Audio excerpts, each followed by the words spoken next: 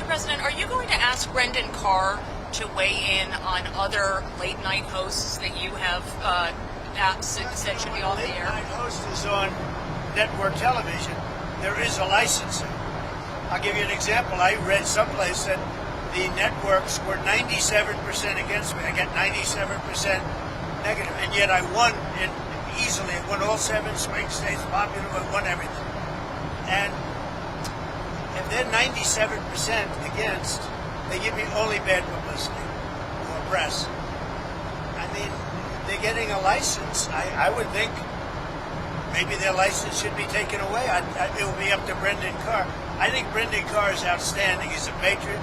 He loves our country, and he's a tough guy. So we'll have to see.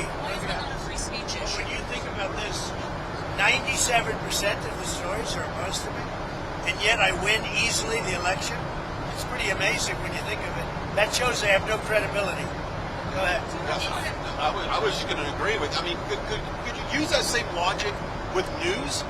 If someone in the old days, I remember in the old days that every 4 or 5 years, a network would reapply for its license, and the license is free. You know, they get this valuable thing for free, and they'd reapply for a license.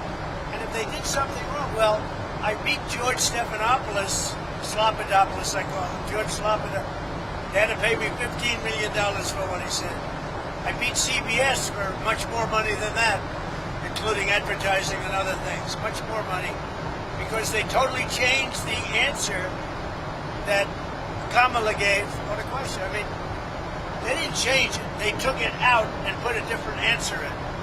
And they didn't want to go to court with that. That's a tough one to go to court with. So, no, I think that if you remember, years ago, I remember as a kid, they would file, it was a big deal every 4 or 5 years, and I don't know, you don't hold me exact, but it was like 4 or 5 years they'd have to file for a license extension. I don't hear about that. The only one that I've heard even bring it up is Brendan Carr. I think Brendan Carr is doing a great job, and I think he's a great patriot.